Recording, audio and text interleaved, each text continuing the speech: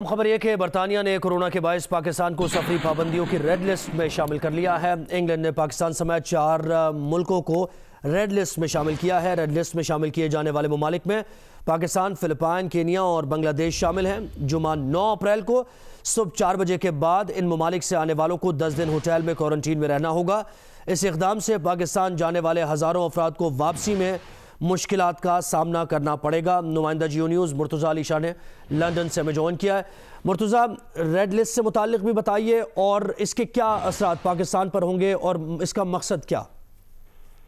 जी sir, जो red list है ये बुनियादी तौर पर ये उन तकरीबन अब 3 दर्जन ममालिक की वो जो लिस्ट है जिसको हाई रिस्क या रेड जोन लिस्ट कहते हैं। इन ममालिक से जो भी लोग आएंगे उनके लिए बुनियादी तौर पर अब शर्त यह है कि उनको 10 दिन आकर क्वारंटीन करना पड़ेगा, अपने घर पर नहीं बल्कि हुकूमत ने जो एक लिस्ट फ्राहम की है मुख्तलिफ होटल्स की जिन्हें हुकूमत मैनेज कर रही है।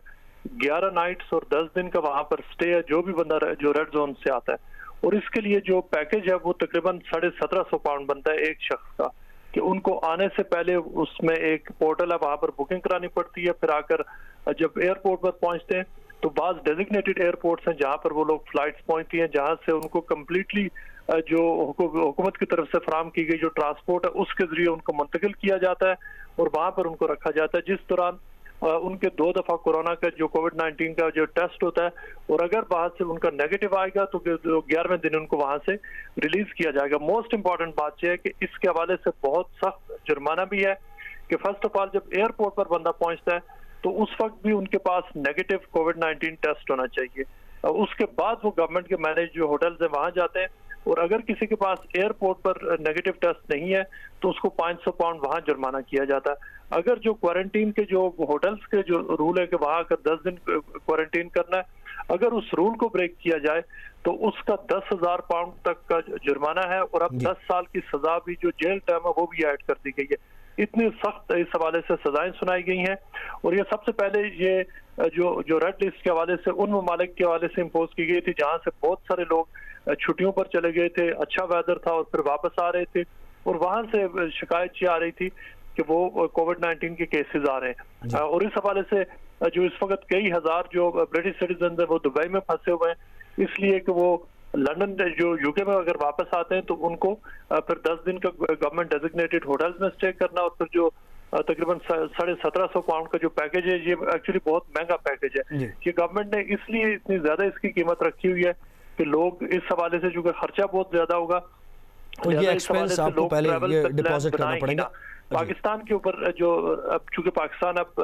रेड जोन लिस्ट में चला गया है, 9 अप्रैल से ये पाकिस्तान के ऊपर जो यहाँ से कई हजार जो शहरी हैं जो पाकिस्तान मुर्तज़ा ये कहिएगा